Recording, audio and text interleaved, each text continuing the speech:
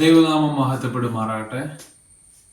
ഒരു ദിവസം കൂടെ നിങ്ങളുടെ മുമ്പിൽ ദൈവവചനമായി വരുവാൻ എന്നെ നിർത്തിയിരിക്കുന്ന ദൈവത്തിന് നന്ദി. കഴിഞ്ഞൊരു ദിവസം ഒരു സംഭവം ഉണ്ടായത്, ശരിക്കും പറഞ്ഞു കഴിഞ്ഞാൽ ഞാൻ ഈ ഭൂമിയിൽ നിന്ന് മാറ്റപ്പെട്ടു പോകേണ്ട ഒരു അവസ്ഥയായിരുന്നു. അതായത് ഭക്ഷണം കഴിച്ചപ്പം തൊണ്ടയിൽ കുടുങ്ങി, എന്നിട്ട് ഇറങ്ങിപ്പോകുന്നില്ല. എന്നിട്ട് അത് പിന്നെ വെള്ളം കുടിച്ചപ്പോൾ അത് ഛർദിക്കുന്ന പോലെ വെളിയിലോട്ട് പോയിട്ട് ഞാൻ രക്ഷപ്പെടുമായിരുന്നു. അപ്പൊ ശരിക്കും പറഞ്ഞു കഴിഞ്ഞാൽ ഈ മരണവെപ്രാളം എന്ന് പറയുന്ന സാധനം ഭയങ്കര വലുതാണ്. നമ്മൾ എത്രത്തോളം എന്താ പറയണ്ടേ, ശരിക്കും അത് ഞാൻ മനസ്സിലാക്കി എന്നുള്ളതാണ്. നമ്മൾ എത്രത്തോളം ധൈര്യം ഉണ്ടെന്ന് പറഞ്ഞാലും, എത്രത്തോളം എന്താ പറയണ്ടേ ധൈര്യശാലിയാന്ന് പറഞ്ഞാലും ഉണ്ടല്ലോ, ഈ മരണവെപ്രാളം എന്ന് പറഞ്ഞത് അത് വേറൊരു സംഭവമാണ്. നമ്മൾ ആ മരണവെപ്രാളം നമ്മൾ അനുഭവിക്കുമ്പോൾ നമുക്കുണ്ടാകുന്ന ആ ഒരു എന്താ പറയണ്ടേ ആ ഒരു അവസ്ഥ എന്ന് പറയുന്നത്, കാരണം ആ തൊണ്ട ഇങ്ങനെ കൊടുക്കിട്ട് എനിക്ക് ശ്വാസം വലിക്കാൻ പറ്റുന്നില്ലായിരുന്നു. അപ്പൊ ആ ശ്വാസം ശ്വാസം കിട്ടുന്നില്ല. അപ്പൊ ആ മരണസമയത്ത് നമ്മൾ അനുഭവിക്കുന്ന ഒരു അവസ്ഥ എന്ന് പറയുന്നത് ഭയങ്കരമായിട്ടുള്ള ഒരു അവസ്ഥയാണെന്ന് ഞാൻ മനസ്സിലാക്കി. കഴിഞ്ഞ ദിവസം ഞാൻ മനസ്സിലാക്കി. കാരണം അത് നമ്മൾ വിചാരിക്കുന്ന പോലെ ഒരുപക്ഷെ നമുക്ക് തോന്നും, ഒരുപക്ഷെ നമ്മളിങ്ങനെ പ്രാർത്ഥിക്കും, ദൈവമേ എന്നെ അങ്ങ് വിളിച്ചോ, അല്ലെങ്കിൽ എന്നെ അങ്ങ് എടുത്തോ, എനിക്ക് മതിയായി. പക്ഷെ ശരിക്കും പറഞ്ഞു കഴിഞ്ഞാൽ ആ മരണത്തിന്റെ വേദന നമ്മൾ ടേസ്റ്റ് ചെയ്ത് കഴിഞ്ഞാൽ പിന്നെ നമ്മളത് മിണ്ടത്തില്ല, നമ്മൾ അതിന് പ്രാർത്ഥിക്കത്തേ ഇല്ല. അപ്പം അങ്ങനെ ഒരു അവസ്ഥയെ കൂടെ ഞാൻ കടന്നുപോയി. പക്ഷെ ദൈവം അത്ഭുതകരമായിട്ട് പിടിവിച്ചു. നിങ്ങളുടെ മുമ്പിൽ ഈ ഒരു വീഡിയോയും കൂടെ ചെയ്യുവാനായിട്ട് ദൈവം എനിക്ക് കൃപ നൽകി. ഇപ്പൊ നല്ല മഴയാണ്. നമ്മളുടെ വ്യൂവേഴ്സ് എല്ലാവരും ആയിരിക്കുന്ന സ്ഥലത്ത് പ്രാർത്ഥനയോടെ വിശ്വാസത്തോടെയൊക്കെ ആയിരിക്കുക. ആരെങ്കിലും പ്രാർത്ഥനയുടെ ആവശ്യങ്ങളുമായിട്ട്, പ്രാർത്ഥനാ വിഷയങ്ങളുടെ ആവശ്യമായിട്ട് ആരെങ്കിലും ഉണ്ടെങ്കിൽ ഞങ്ങളെ അറിയിക്കുക. ഒരിക്കൽ കൂടി പറയുകയാണ്, ഇത് ഞാൻ ചുമ്മാ പറയുന്നതല്ല. നിങ്ങൾക്ക് വേണ്ടി പ്രാർത്ഥിക്കുമെന്ന് പറഞ്ഞിട്ട് ഫോൺ നമ്പർ കൊടുത്ത് വേറെ ആരെയും കൊണ്ടും പ്രാർത്ഥിപ്പിക്കുന്ന പരിപാടിയില്ല. നമ്മൾ തന്നെ പ്രാർത്ഥിക്കും. അതിന് നിങ്ങൾക്ക് റിസൾട്ട് തരുമെന്ന് ഞാൻ ഉറച്ചു വിശ്വസിക്കുകയാണ്. അതുകൊണ്ട് ഈ മഴക്കാലത്തില് ആരെങ്കിലും ബുദ്ധിമുട്ട് അനുഭവിക്കുന്നവര്, പ്രാർത്ഥന ഉള്ളവരുണ്ടെങ്കിൽ വിളിക്കുക, നമ്മളെ അറിയിക്കുക. നമ്മൾ നിങ്ങൾക്ക് വേണ്ടി പ്രാർത്ഥിക്കും. നിങ്ങളുടെ ജീവിതത്തിന്റെ അനുഗ്രഹത്തിന് വേണ്ടിയിട്ടുള്ള ആത്മീയമായിട്ടുള്ള എല്ലാ കാര്യങ്ങൾക്കുമുള്ള സഹായം നമ്മളിൽ നിന്നും ഉണ്ടാവും. അപ്പം നമ്മളെ വിളിക്കുക, നമ്മൾ പ്രാർത്ഥിക്കുന്നതായിരിക്കും. നമ്മൾ കോട്ടയം എന്ന് പറഞ്ഞ സ്ഥലത്ത്, തിരുവഞ്ചൂർ എന്ന് പറഞ്ഞ സ്ഥലത്താണ് താമസിക്കുന്നത്. അപ്പൊ നമ്മുടെ അടുത്ത് ഉള്ള സ്ഥലങ്ങളിലൊക്കെ നമ്മുടെ വ്യൂവേഴ്സ് ആരെങ്കിലും ഉണ്ടെങ്കിൽ വിളിക്കുക. ഞങ്ങളുടെ നമുക്ക് ഒരുമിച്ച് കാണാം, പ്രാർത്ഥിക്കാം, സംസാരിക്കാം, എല്ലാം ചെയ്യാം. അങ്ങനെ ഒരുമിച്ച് ഒരു കൂട്ടായ്മയിൽ നമുക്ക് മുമ്പോട്ട് പോകുന്നതായിരിക്കും വളരെയേറെ ദൈവത്തിന് ഹിതമായിട്ടുള്ള, പ്രസാദകരമായിട്ടുള്ള കാര്യം. വചനം പറയുന്നുണ്ടല്ലോ, കൂട്ടായ്മ കാണിക്കുവാൻ മറക്കരുത്, ഈ വക യാഗത്തിലല്ലോ ദൈവം പ്രസാദിക്കുന്നത്. നന്മ ചെയ്യുവാനും കൂട്ടായ്മ കാണിക്കുവാനും മറക്കരുത്. അപ്പൊ അതുകൊണ്ട് ഞാൻ നിങ്ങളോട് ഇത് പറയുകയാണ്. നിങ്ങളുടെ ഏത് പ്രാർത്ഥനാ വിഷയവും ഞങ്ങളെ അറിയിക്കുക. എൻ്റെ ഫോൺ നമ്പർ ഞാൻ താഴെ കൊടുക്കുന്നുണ്ട്. അതുകൊണ്ട് നിങ്ങൾ ആ ഫോൺ നമ്പറിൽ വിളിക്കുക, നമുക്ക് സംസാരിക്കാം. അപ്പൊ ഇന്ന് നമ്മൾ സംസാരിക്കാൻ പോകുന്ന വിഷയം തെരഞ്ഞെടുക്കപ്പെട്ടവർ എന്നൊരു സബ്ജക്റ്റാണ്. തെരഞ്ഞെടുക്കപ്പെട്ടവർ, ദ ചോസൺ. ഒരു വചനം പറയുന്നത് ഇങ്ങനെയാണ്: ലോക സ്ഥാപനത്തിന് മുമ്പേ ദൈവം നമ്മളെ തെരഞ്ഞെടുത്തു. ലോക സ്ഥാപനത്തിന് മുമ്പേ ദൈവം നമ്മളെ തെരഞ്ഞെടുത്തു. അപ്പൊ അത് നമ്മൾ മനസ്സിലാക്കുന്നത്, അപ്പൊ ദൈവം നമ്മളെ ഓൾറെഡി തെരഞ്ഞെടുത്തിരിക്കുകയാണ്. അനേകരെ ക്രിസ്തുവിൽ ആശ വെച്ചവരായ നമ്മളെ ദൈവം എന്ത് ചെയ്തിരിക്കുന്നു? തെരഞ്ഞെടുത്തിരിക്കുകയാണ് ക്രിസ്തുവിൽ മുമ്പോട്ട് പോകാൻ. അപ്പൊ ദൈവം നമ്മളെ തെരഞ്ഞെടുത്തു, ദൈവത്തിൽ നമ്മളെ ആക്കി, ക്രിസ്തുവിൽ നമ്മളെ ആക്കി. അങ്ങനെ ആ ക്രിസ്തുവിനെ നോക്കിക്കൊണ്ട്, ക്രിസ്തുവിൽ വിശ്വസിച്ചുകൊണ്ട് നിത്യജീവൻ അവകാശികളാകാൻ ദൈവം അനേകരെ തെരഞ്ഞെടുത്തിരിക്കുകയാണ്. പക്ഷെ ഈ തെരഞ്ഞെടുപ്പിനൊരു പ്രത്യേകതയുണ്ട്. അതായത് 1 കൊരിന്ത്യർക്ക് എഴുതിയ ലേഖനത്തില് ഒരു വാക്യം പറയുന്നുണ്ട്. ആ വാക്യം പറയുന്നതിന് മുമ്പ് ഒരു കാര്യം ഞാൻ നിങ്ങളോട് പറയാം.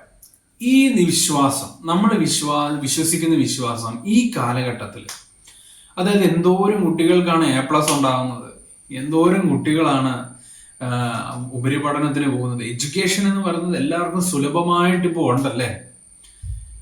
പക്ഷെ അവർക്ക് സ്പിരിച്വൽ എഡ്യൂക്കേഷൻ ഉണ്ടോ? അതും കൂടെ ഉണ്ടോ എന്ന് ഉറപ്പുവരുത്തേണ്ട അത്യാവശ്യമാണ്. കാരണം നമ്മൾ ഇങ്ങനെ എഡ്യൂക്കേറ്റഡ് ആയിട്ടുള്ള അല്ലെങ്കിൽ വെൽ എഡ്യൂക്കേറ്റഡ് ആയിട്ടുള്ള പലരും ഒന്നുകിൽ യുക്തിവാദിയായിരിക്കും, അല്ലെങ്കിൽ ദൈവവിശ്വാസം ഇല്ലാത്തവരായിരിക്കും, അല്ലെങ്കിൽ എല്ലാ ദൈവത്തിലും വിശ്വസിക്കുന്നവരൊക്കെ ആയിരിക്കും.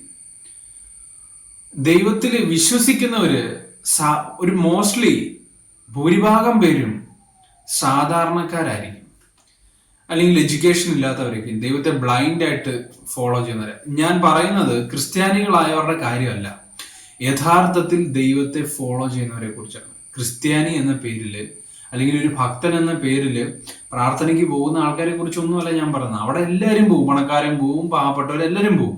പക്ഷെ ദൈവത്തെ ആരൊക്കെ ഫോളോ ചെയ്യുന്നു, ആ ദൈവത്തിന്റെ കൃപകൾ ആർക്കൊക്കെ ലഭിച്ചിരിക്കുന്നു, ആത്മീയ നേട്ടങ്ങൾ അത് ആർക്കൊക്കെ ലഭിച്ചിരിക്കുന്നു എന്ന് നമ്മൾ ചിന്തിച്ചു കഴിഞ്ഞാൽ അത് വളരെ സാധാരണക്കാരായിട്ടുള്ള വ്യക്തികൾക്കായിരിക്കും അത് ലഭിച്ചിരിക്കുന്നത്. അതിനൊരു കാരണമുണ്ട്. കാരണം 1 കൊരിന്ത്യർക്ക് എഴുതിയ ലേഖനത്തിൽ ഈ തെരഞ്ഞെടുപ്പിന്റെ പ്രത്യേകതയെക്കുറിച്ച് ദൈവം പറയുന്നുണ്ട്. 1 കൊരിന്ത്യർക്ക് എഴുതിയ ലേഖനത്തിലെ ആ വാക്യം ഞാൻ നിങ്ങളെ വായിച്ചു കേൾപ്പിക്കാം.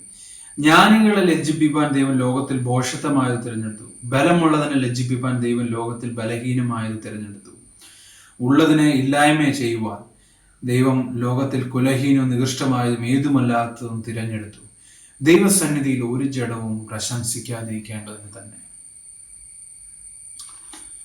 അപ്പം ഇവിടെ പറഞ്ഞിരിക്കുന്നത് ദൈവത്തിന്റെ തെരഞ്ഞെടുപ്പിനെ കുറിച്ചാണ്. ദൈവം ആരെയാണ് തെരഞ്ഞെടുക്കുന്നത്? നമുക്കറിയാമല്ലേ, വെൽ എഡ്യൂക്കേറ്റഡ് ആയിട്ടുള്ള ആരും ശരിക്കും പറഞ്ഞാൽ ഈ ക്രിസ്തീയ ഫീൽഡിലോട്ട് അങ്ങനെ വരത്തില്ല. കാരണം ഇതുവരെ അവരുടെ ലോജിക്കിന് ഇത് എന്താ അതിൽ മാച്ച് ആവത്തില്ല. കാരണം ലോകം പഠിപ്പിക്കുന്നത് പ്രതികാരം, പക, അല്ലെങ്കിൽ റിവെഞ്ച് ചെയ്യുക. ഒരു ഫേമസ് കോട്ട് തന്നെ എങ്ങനെയാണ്, നിങ്ങളുടെ സക്സസ് ആണ് നിങ്ങളുടെ റിവെഞ്ച് എന്നാണ്. അതായത് നിങ്ങൾ വിജയിക്കുന്നതാണ് നിങ്ങളുടെ പ്രതികാരം. അപ്പൊ അത് ഫോളോ ചെയ്യുന്ന ഒരുപാട് പേരുണ്ട് കേട്ടോ. അപ്പൊ ഞാനത് സക്സസ് വേണ്ടെന്നല്ല പറഞ്ഞത്, നമുക്ക് സ്പിരിച്വൽ ഫീൽഡിൽ നമ്മൾ സക്സസ് അച്ചീവ് ചെയ്യുന്നതാണ് യഥാർത്ഥ സക്സസ്. ഈ ലോകത്തിലും വരുവാനുള്ള ലോകത്തിലും നമുക്ക് കിട്ടുന്ന ആ സക്സസ് നമ്മൾ അച്ചീവ് ചെയ്യണം. നിങ്ങൾ അച്ചീവ് ചെയ്യണം എന്നാണ് ആഗ്രഹിക്കുന്നത്. അപ്പോൾ അതുകൊണ്ട് ആ സക്സസ് നമ്മൾ അച്ചീവ് ചെയ്യണമെങ്കിൽ നമ്മൾ ദൈവത്തിൽ, ക്രിസ്തുവിലായിരിക്കണം. പക്ഷെ ദൈവത്തിനൊരു തെരഞ്ഞെടുപ്പുണ്ട്. ദൈവം ആരെയാണ് തെരഞ്ഞെടുക്കുന്നത്? ഇപ്പൊ ജ്ഞാനികളെ ലജ്ജിപ്പിക്കാൻ ദൈവം ലോകത്തിൽ ഭോഷത്വമായതിനെ തെരഞ്ഞെടുത്തെന്നുള്ള. നമ്മൾ സ്കൂളിൽ പഠിപ്പിക്കുമ്പോൾ, സ്കൂൾ എന്ന് പറയുന്നത് ലോകത്തിന്റെ എഡ്യൂക്കേഷൻ സിസ്റ്റം ആണ് കേട്ടോ. ഞാൻ അതിനെതിരൊന്നുമല്ല, എഡ്യൂക്കേഷൻ എല്ലാവർക്കും വേണം. പക്ഷെ അത് ലോകത്തിന്റെ എഡ്യൂക്കേഷൻ സിസ്റ്റം ആണ്. അതാണ് സത്യം. സത്യമായിട്ട് തന്നെ പറയണമല്ലോ. അപ്പൊ അത് എന്തിനാണ് ഞാൻ വെച്ചിരിക്കുന്നതെന്ന് ഞാനിങ്ങനെ ചിന്തിച്ചപ്പോ എനിക്ക് തോന്നി, അതുള്ളത് കൊണ്ടാണ് കുറച്ചുപേരെ നമ്മളെ മണ്ടന്മാരായിട്ട് ലേബൽ ചെയ്യും. ഒന്നിനും കൊള്ളുകയില്ലാത്തവർ, അല്ലെ, ഒന്നും മനസ്സിലാകാത്ത പൊട്ടന്മാർ. അങ്ങനെ കുറച്ചുപേര് എന്ത് ചെയ്യും, ബാക്ക് ബെഞ്ചേഴ്സ് എന്ന് വേണമെങ്കിൽ പറയാം, ബാക്ക് ബെഞ്ചേഴ്സ്. അപ്പം അങ്ങനെയുള്ള കുറച്ച് പേരുണ്ട്. അവർക്കൊന്നും മനസ്സിലാകുന്നില്ല. അവർ പാട്ട് പാടുന്നു, അലമ്പുണ്ടാക്കുന്നു, അങ്ങനെ. പക്ഷെ ചിലർ എന്ത് ചെയ്യുന്നു, നല്ലപോലെ പഠിക്കുന്നു. അങ്ങനെ ഫ്രണ്ട് ബെഞ്ചേഴ്സ്, ഏറ്റവും ഫ്രണ്ടിലുള്ള ബെഞ്ചിൽ ഇരിക്കുന്നവർ, അവരെന്ത് നല്ലപോലെ പഠിക്കുന്നു, ടീച്ചറിന്റെ ഏറ്റവും പ്രിയപ്പെട്ട ആൾക്കാരായിട്ട് മാറുന്നു. പിന്നെ പഠിച്ചു കഴിഞ്ഞ് കാനഡയിലും വിദേശത്തും അങ്ങനെ എല്ലാം പോകുന്നു. കാനഡയില്, വിദേശത്ത്, ഇംഗ്ലണ്ടില്, എല്ലായിടത്തും പോയി ജീവിതം ആഘോഷിക്കുന്നു. വില കൂടിയ ഫ്ലാറ്റുകളിൽ താമസിക്കുന്നു, വില കൂടിയ ഭക്ഷണങ്ങൾ കഴിക്കുന്നു. സത്യം പറഞ്ഞു കഴിഞ്ഞാൽ ഞാനൊരു ബാക്ക് ബെഞ്ചറായിരുന്നു. പക്ഷെ ഞാൻ ദൈവത്തിന്റെ മാർഗത്തിലേക്ക് വന്ന ഒരു വ്യക്തിയാണ്. അപ്പൊ ഇതിന്റെ ശരിക്കുള്ളൊരു കാര്യം എന്താണെന്ന് വെച്ച് കഴിഞ്ഞാൽ, ദൈവം തെരഞ്ഞെടുക്കുന്നത് ഈ ലോകം കൊള്ളുകയില്ല എന്ന് പറയുന്ന സാധനത്തിന് ദൈവത്തിന് വേണ്ട. അതുകൊണ്ടാണ് ദൈവം പറഞ്ഞത്, ജ്ഞാനികളെ ലജ്ജിപ്പിക്കാൻ ദൈവം ലോകത്തിൽ ഭോഷത്വമായി തിരഞ്ഞെടുത്തു, ഉള്ളതിനില്ലായ്മ ചെയ്യുവാൻ ലോകത്തിൽ ദൈവം കുലഹീനും നികൃഷ്ടവും ഏതുമല്ലാത്തതും തിരഞ്ഞെടുത്തു. ദൈവത്തിന്റെ തിരഞ്ഞെടുപ്പ് അങ്ങനെയാണ്. ഈ ലോകം കൊള്ളത്തില്ല എന്ന് പറഞ്ഞ തള്ളിക്കളയുന്ന ആൾക്കാരെ, അല്ലെങ്കിൽ ഈ ലോകത്തിന് ആവശ്യമില്ലാത്ത, ഇത് വേസ്റ്റാണ്, ഇവൻ ഒന്നിനും കൊള്ളുകയില്ല എന്ന് പറഞ്ഞ് തള്ളിക്കളയുന്ന ആൾക്കാരെയാണ് ദൈവം തെരഞ്ഞെടുക്കുന്നത്. യേശു എന്തുകൊണ്ട് 12 അപ്പോസ്തലന്മാരെ, മുക്കുവന്മാരായ ആൾക്കാരെ തെരഞ്ഞെടുത്തു? എന്തുകൊണ്ട് ദൈവം പരീശന്മാരെ തെരഞ്ഞെടുത്തില്ല? ശാസ്ത്രിമാരെ ശിഷ്യന്മാരായി തെരഞ്ഞെടുത്തില്ല? പക്ഷെ മീൻ പിടിക്കാൻ പോകുന്ന സാധാരണക്കാരെ തിരഞ്ഞെടുത്തു, ആർക്കും വേണ്ടാതിരുന്നവരെ, അവരെ മനുഷ്യരെ പിടിക്കുന്നവരാക്കി. ദൈവത്തിന്റെ തെരഞ്ഞെടുപ്പ് അങ്ങനെയാ. ഈ ലോകത്തിന്റെ ജ്ഞാനം നമ്മുടെ ഉള്ളിൽ കയറിയാൽ നമ്മൾ ഈ ബൈബിളിലെ പല വസ്തുതകളും നമ്മൾ അംഗീകരിക്കില്ല. ഇപ്പൊ ഞാൻ പണ്ട് ചിന്തിച്ചിട്ടുണ്ട്, എന്തുകൊണ്ടാണ് എന്നെ ടീച്ചർമാർ ഇങ്ങനെയൊക്കെ ട്രീറ്റ് ചെയ്യുന്നത്. പക്ഷെ ഇപ്പൊ എനിക്കത് വളരെ ഗുണകരമാണ്. ഞാൻ ദൈവത്തെ അറിഞ്ഞു. പക്ഷെ അതേസമയം എഡ്യൂക്കേറ്റഡ് ആയ വ്യക്തികളോ, ഞാൻ കോളേജിൽ പഠിക്കുന്ന സമയത്ത് വളരെ എഡ്യൂക്കേറ്റഡ് ആയിട്ടുള്ള, ഭയങ്കര എല്ലാത്തിനും A+ കിട്ടുന്ന, ഫുൾ മാർക്ക് കിട്ടുന്ന ഒരു വ്യക്തിയുണ്ട്. ആ വ്യക്തി ഇപ്പൊ പഠിച്ച് കാനഡയിലും വിദേശത്തൊക്കെയാണ്. പക്ഷെ ഞാൻ മറ്റേ ഈ വെളിയിലൊക്കെ ഇങ്ങനെ LGBTQ കമ്മ്യൂണിറ്റിക്കാരുടെ പ്രൈഡ് പരേഡ് ഒക്കെ ഉണ്ടല്ലോ. അപ്പൊ ആ പ്രൈഡ് പരേഡില് ഈ പുള്ളിക്കാരി ഒരു വ്ളോഗ് ചെയ്യുകയാണ്. പ്രൈഡ് പരേഡിലുണ്ട്, ഞാനിവിടെ പരേഡിൽ പങ്കെടുത്തുകൊണ്ടിരിക്കുകയാണ്. കാരണം എന്താ, ഇപ്പൊ ലോകത്തിന്റെ പാറ്റേൺ അതാ. ഈ ലോകത്തിന്റെ ജ്ഞാനം കയറി കഴിഞ്ഞാൽ എന്ത് ചെയ്യും? ഈ ലോകത്തിന്റെ പാറ്റേണിലേക്ക് നമ്മൾ ആയിപ്പോകും, വചനം നമ്മുടെ ഉള്ളിൽ ഇല്ലെങ്കിൽ. പലരും അസന്മാർഗികമായ ജീവിതം നയിക്കുന്നവരായിരിക്കാം, സെക്ഷുവൽ സിന്നിലൊക്കെ ആവപ്പെടുന്നവരായിരിക്കും, വെൽ എഡ്യൂക്കേറ്റഡ് ആയിട്ടുള്ള ആൾക്കാർ. അവർക്ക് വേണ്ടിയിട്ടല്ലേ ഈ തായ്ലൻഡിലൊക്കെ ഹോട്ടലുകളും മസാജ് പാർലറുകളൊക്കെ ഉള്ളത്. ഒരു മസാജിന് തന്നെ 25,000, 27,000, 30,000 രൂപ. ഞാൻ ഫേസ്ബുക്കിലൊക്കെ ഇടയ്ക്ക് അതിനെക്കുറിച്ചുള്ള വീഡിയോസ് ഒക്കെ കണ്ടിട്ടുണ്ട്. കൊച്ചിയിലും അങ്ങനെ മസാജ് സ്പാ ഒക്കെ തുടങ്ങിയിട്ടുണ്ടെന്നൊക്കെ. ഇതൊക്കെ പൈസ ഉള്ളവർക്ക് എന്താ ചെയ്തിരിക്കുക? പൈസയും എഡ്യൂക്കേറ്റഡും ഈ ലോകത്തിന്റെ ജ്ഞാനം ഫില്ല് ചെയ്തിരുന്നവർക്ക് എന്ത് ചെയ്തിരിക്കുക? ഇങ്ങനെ ലോകം തുറന്നു കൊടുക്കണം, അതിന്റെ വാതില്, വീതിയേറിയ വിശാലമായ വഴി. പക്ഷേ ലോകം ഒന്നിനും കൊള്ളുകയില്ല എന്ന് പറഞ്ഞ് തള്ളിക്കളഞ്ഞ കുറച്ചുപേരെ ദൈവം തെരഞ്ഞെടുത്തിരിക്കുക. അത് ദൈവത്തിന്റെ കൃപയാണ്. എന്തിനു വേണ്ടിയിട്ടാണ്? നമ്മുടെ ഒരു താഴെ വചനത്തിൽ തന്നെ എഴുതിയിരിക്കുന്ന പ്രവൃത്തികളിൽ നമ്മൾ ആരും പ്രശംസിക്കരുത്. എന്റെ പഠനം കൊണ്ടാണ്, അല്ലെങ്കിൽ എന്റെ കഴിവ് കൊണ്ടാണ് ഞാൻ ഇത് നേടിയതെന്ന് ഒരുത്തരും പറയാതിരിക്കാൻ വേണ്ടിയിട്ടാണ്. അതുകൊണ്ട് ഞാൻ വളരെ താഴ്മയുള്ളവനാണ്. എനിക്ക് ഒരു യോഗ്യതയുമില്ല ദൈവസന്നിധിയിൽ നിൽക്കുവാൻ. ദൈവത്തിന്റെ കൃപ മാത്രമാണ് എന്നെ ദൈവസന്നിധിയിൽ നിൽക്കാനാക്കിയിരിക്കുന്നത്. അതുകൊണ്ട് നമുക്ക് പറയാനായിട്ട് ഒരു യോഗ്യതയുമില്ല. നമ്മൾ ആയിരിക്കുന്നതെല്ലാം ദൈവത്തിന്റെ കൃപയാണ്. പക്ഷെ വചനം ഞാൻ പഠിക്കും. പക്ഷെ വചനം പഠിക്കാനായിട്ട് ദൈവം കൃപ തന്നു. വചനത്തിന്റെ കാര്യങ്ങൾ മനസ്സിലാക്കുവാൻ ദൈവം എനിക്ക് കൃപ തന്നു. ആ കൃപ അനേകരെയും ഞാൻ പറയുമ്പോൾ വെൽ എഡ്യൂക്കേറ്റഡ് ആർക്ക് ഇത് അക്സെപ്റ്റ് ചെയ്യാൻ പറ്റില്ല. പക്ഷെ ഞാൻ എൻ്റെ ജീവിതത്തിൽ അനുഭവിച്ചതാണ് ഈ ആത്മീയ സത്യങ്ങൾ. എൻ്റെ ഹൃദയത്തിൽ വന്ന സമാധാനം, സ്വസ്ഥതയൊക്കെ.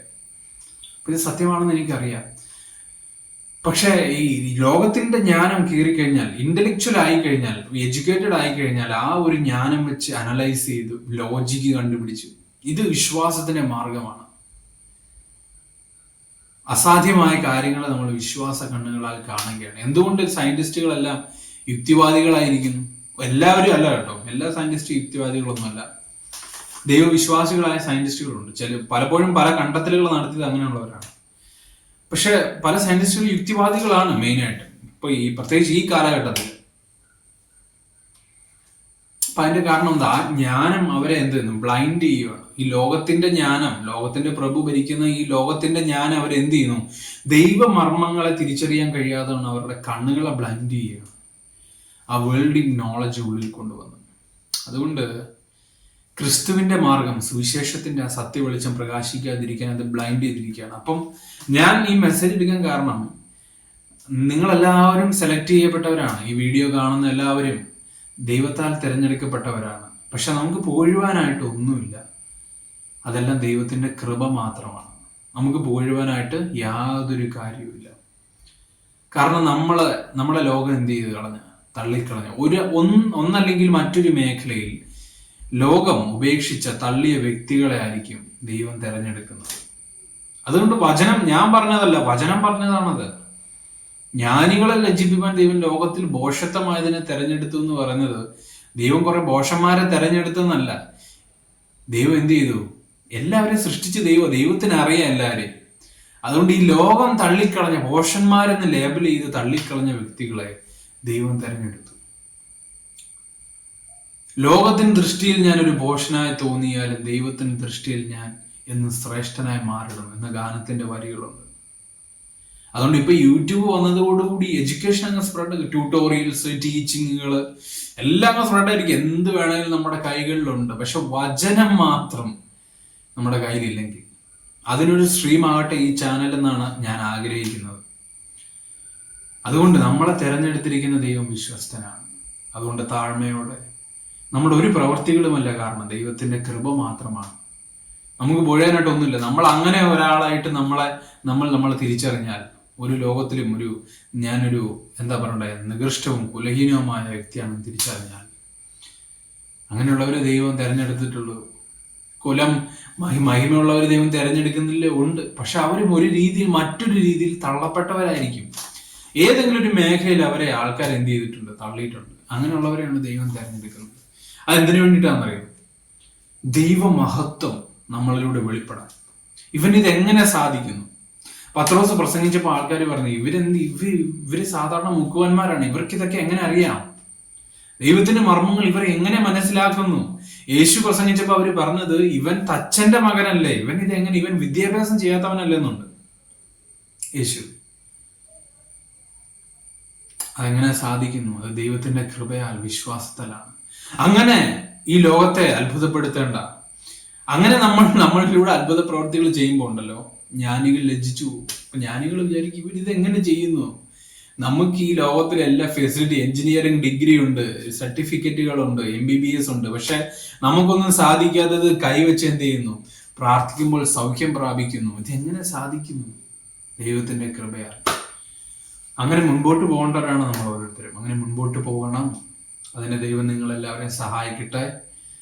ഒരിക്കൽ കൂടി ഞാൻ പറയുകയാണ്, നിങ്ങളുടെ പ്രാർത്ഥനാ വിഷയം ഞങ്ങളോട് അറിയിക്കുക, ഞങ്ങൾ പ്രാർത്ഥിക്കും. അതുകൊണ്ട് ഈ യൂട്യൂബ് വീഡിയോ കാണുന്ന എല്ലാവരും ദൈവം അനുഗ്രഹിക്കട്ടെ എന്ന് ഞാൻ പ്രാർത്ഥിക്കുന്നു. നിങ്ങളെല്ലാവരും തിരഞ്ഞെടുക്കപ്പെട്ടവരാണ്. ദൈവമാർഗത്തിൽ തന്നെ പെർസിവറൻസ്, മുമ്പോട്ട് പോവുക. ഞങ്ങൾ നിങ്ങളോട് കൂടെ ഉണ്ടാവും. ഈ വീഡിയോസിലൂടെ എല്ലാം ദൈവം നിങ്ങളോട് സംസാരിക്കും. എനിക്ക് ഉറപ്പുണ്ട് ഈ വീഡിയോസിലൂടെ ദൈവം നിങ്ങളോട് സംസാരിക്കും. ദൈവവചനം കൂടുതൽ വായിക്കുക, പഠിക്കുക. അപ്പോൾ ദൈവം നിങ്ങളെല്ലാവരെയും അനുഗ്രഹിക്കട്ടെ. ഈ മഴക്കാലത്തെല്ലാവരും സേഫ് ആയിട്ടിരിക്കുക, പ്രാർത്ഥിച്ച് ദൈവത്തിന്റെ സന്നിധിയിൽ തന്നെ ആയിരിക്കുക. ദൈവം നിങ്ങളെ വഴി നടത്തട്ടെ. നന്ദി. വീണ്ടും കാണാം. ആമേൻ.